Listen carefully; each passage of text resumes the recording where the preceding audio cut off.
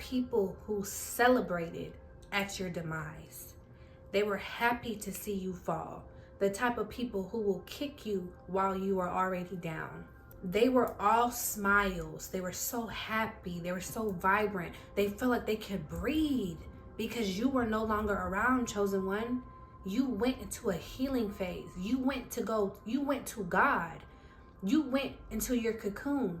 And everyone cheered. Everyone was happy because they felt like they finally defeated you. It's almost like a biblical story to me that the opposition looked at you going away as a victory for them. They felt like they won by default because you went away. They looked at that as a sign of weakness. They felt like you were weak because you went away. That was not a sign of weakness. That was a sign of knowing when to rest and knowing when to fight. You went away because it was time for you to heal. It was time for you to have your season with God. It was time for you to rest.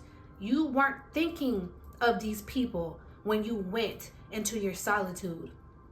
You weren't thinking about a single one of them, but yet they still had you on their mind. They felt like your non-existence gave them a reason to celebrate. They felt like you not being around gave them a chance to breathe.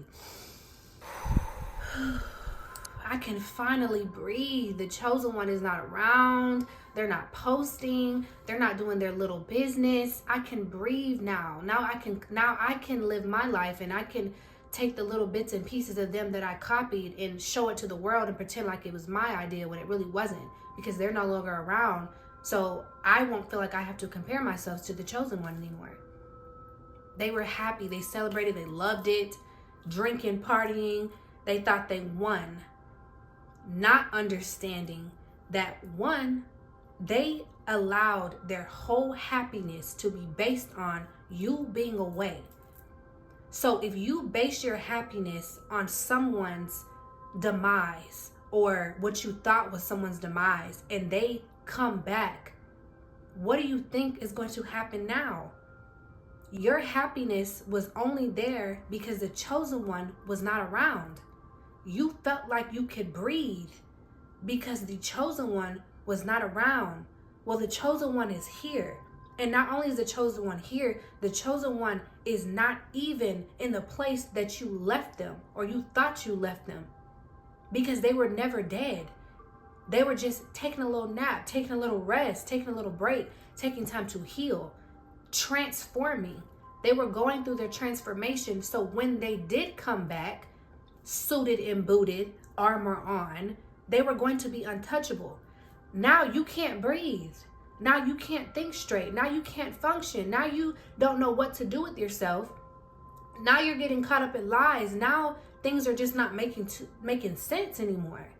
Now you ran out of ideas because you can't keep up, because this chosen individual has transformed so much that the ideas are flowing. The creativity is flowing. They're in their bag. They're in their duffel. They're in their duffel bag.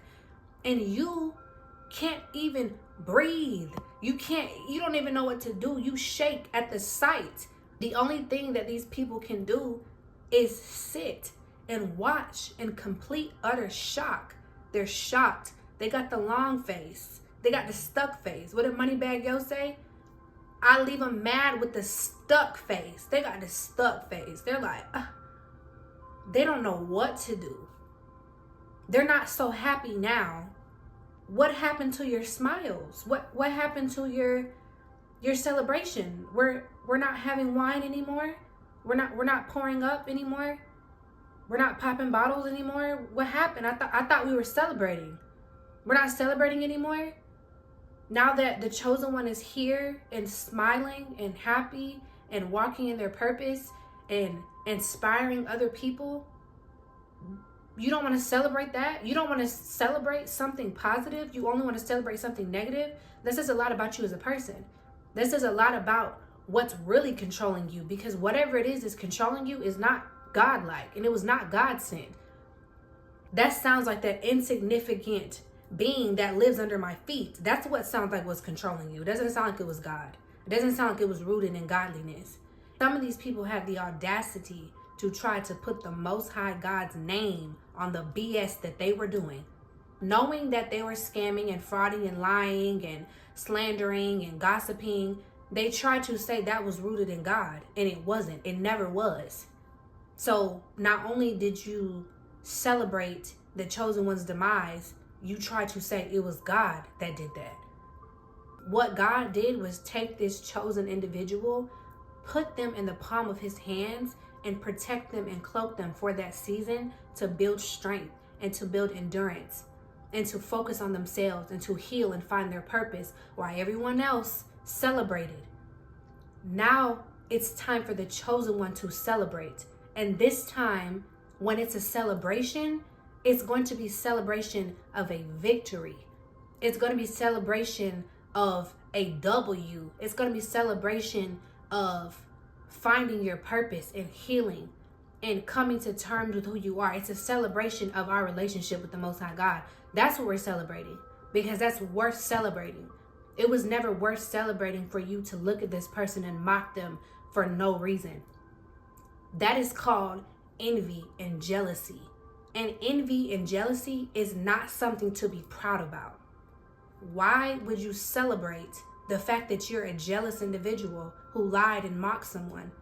Why would you celebrate the fact that you're happy that someone has gone through a lot and has gone through a low season? Why would you celebrate that? Why would that make you happy? That's nothing to celebrate. These people sat around and celebrated off the fact that they are a hater. Ting, we're popping bottles, we're haters. We're haters. We're celebrating that the chosen one is no longer here. We're celebrating that we defeated them because we're haters. Ding, ding, ding. That's not cute.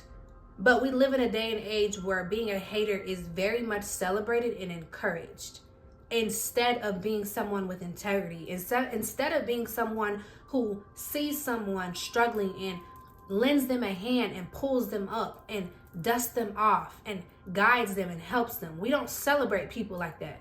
We celebrate the haters. But now we are stepping into a new life, and all the people who have hate in their heart won't be able to do anything but sit in it and soak in it. The chosen ones are not going to celebrate the fact that these people have to sit and soak in their hatred, because we do not have hate in our heart.